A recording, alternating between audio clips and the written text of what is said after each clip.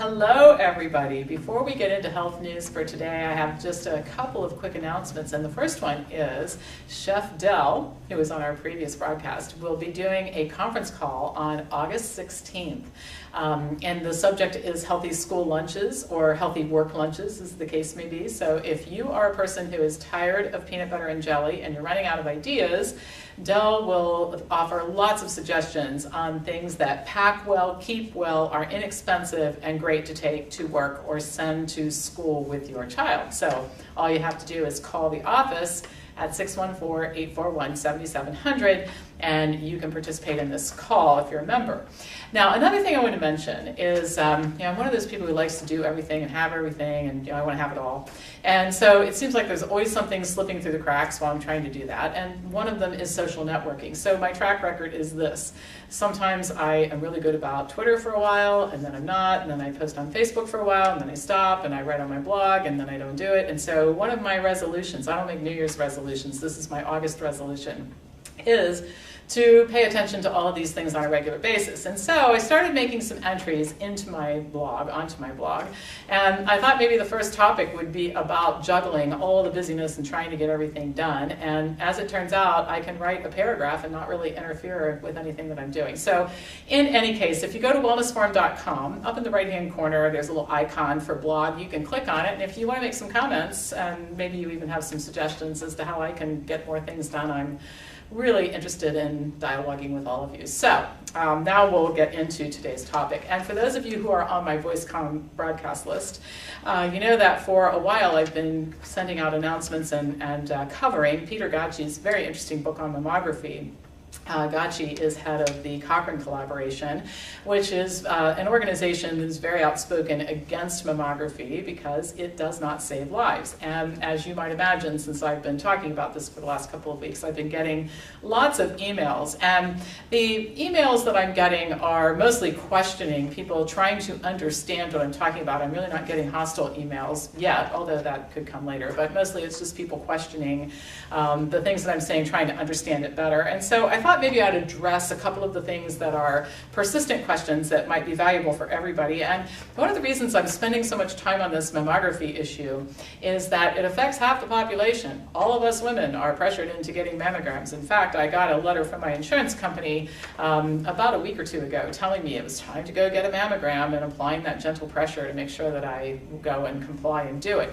So this is such a big issue. It affects all of us so much that I think it is worth the time we spend on it. So when I start talking about mammography, and the science clearly shows that it doesn't save lives, one of the first things that happens is people say to me, well, I know somebody who had a mammogram, cancer was detected early, and that's the reason why the person is with us today. And I can understand how that experience might have happened, but I'm going to bring some more information to the table that might help you understand why that might not necessarily be true. In other words, the person might still be with us today, even if they didn't have the mammogram, even if the breast cancer wasn't detected. So here's the issue.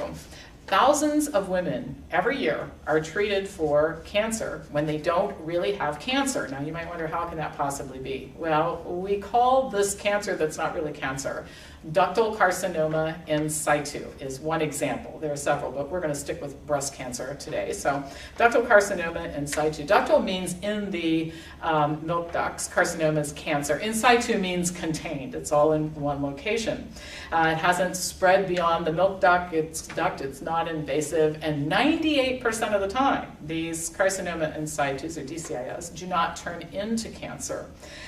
So what we're talking about is cells that histologically look like cancer, but they're not really cancer. So a strong case could be made that for most women, you just leave it alone. You're probably going to die with it, but not of it. But that's not what really happens. Women are offered treatment, and most of them take it because they think they have cancer. And the treatment is a lumpectomy or a mastectomy. In fact, 25% of the time, these non-cancers result in mastectomy, which is almost unconscionable. Women are advised to have follow-up radiation. They're often put on drugs like aromatase inhibitors or tamoxifen. And there are lots of negative byproducts of of this whole thing, one of which is that women who don't really have cancer are labeled as cancer patients. That follows them for the rest of their lives. Obviously, there is a tremendous psychological toll when you're told that you have cancer. Even if you really do have cancer, there's a tremendous psychological toll, but it's almost unconscionable if you don't have cancer. There are side effects of overtreatment. I would contend that a woman who has any type of surgery for a cancer that's non-existent constitutes overtreatment. Not a good idea. Always risks associated with having any kind of surgery. Follow-up radiation increases the risk of dying from particularly heart disease because of damage to the heart muscle. And the side effects from the drugs that are prescribed, and by the way, I use notes to keep myself on track so I don't just talk for 3.5 hours about this, and I wanted to make sure I covered some of these, but some of the side effects of the drugs are constipation, hot flashes, nausea, fatigue, rash, hives, tightness in the chest, vaginal bleeding, shortness of breath, headaches, and increased risk of new breast tumors as a result of the drugs. Now, don't you think it's kind of amazing? We take somebody who doesn't really have cancer, and by the time we're finished with them and put them on the drugs, they actually are at higher risk of developing breast tumors. It's amazing. So I don't really think that this is beneficial for women. I'll tell you who it is beneficial for. It is very beneficial for individuals and institutions who sell mammography services. It is very beneficial for doctors who perform surgery and hospitals who offer surgical procedures, and it is very beneficial for the drug companies who make the drugs that are prescribed. Not good for women, very good for the medical field. And the cancer industry benefits too. And this is sort of an ugly little side effect that people don't like to talk about, but the reality is that when women who don't have breast cancer are diagnosed with breast cancer and treated for it, almost all of them live 5 years. Believe it or not, in the cancer business, by the way, 5-year survival is considered the gold standard. So these women all live 5 years. They go into the success category as survivors, and they make the cancer industry look like it's doing a whole lot better than it's actually doing. And of course, this keeps research money flowing into organizations like the American Cancer Society and other groups. So breast cancer is big business, and there is a vested interest in making sure that women do not know about what I'm talking to you about today, so that they keep getting the mammograms and they keep business flowing into the hospitals and doctors' offices and drug prescriptions. So all this to say that when people say they know somebody who was diagnosed with breast cancer early with mammography, they may know somebody who was actually diagnosed with a ductal carcinoma in situ and treated for a condition that 98% of the time they really shouldn't have been treated for. Now, to give you some specific numbers, again, a lot of this information I've talked about for years. I've written about it for many, many years. In my book, Solving America's Healthcare Crisis, there's an actual chapter that deals with this too.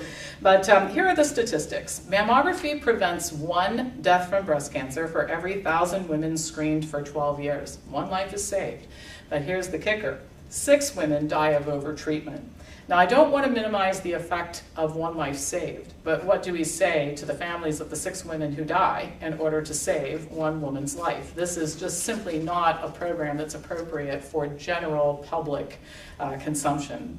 Another problem with mammography is that the stated purpose of the test is to reduce the risk of dying from breast cancer. And the idea is if we catch the cancers early and we treat them before they progress, that you have a better chance of survival. Now, if this was really true, what we should see is a sharp drop-off in the death rate from breast cancer. And I'm not talking about the 5-year survival rate. Let's not confuse the issue here. I'm talking about long-term death rates from breast cancer.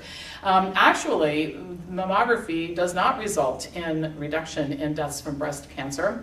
And in fact, there's some very interesting research that shows that death rates from breast cancer have actually dropped more in areas where mammography screening is not routinely offered than it has in areas where the screening is offered. It's just the exact opposite of what women are being told to try to coerce them into having mammograms. Now, the book that I mentioned earlier is something I think everybody should read. It's a technical book, and I know it's hard for a lot of people to get to, but it's written by Peter Gottsche, who's head of the Cochrane Collaboration. His last name, if you're looking for it on Amazon or anyplace else, is spelled G-O-T-Z-S-C-H-E.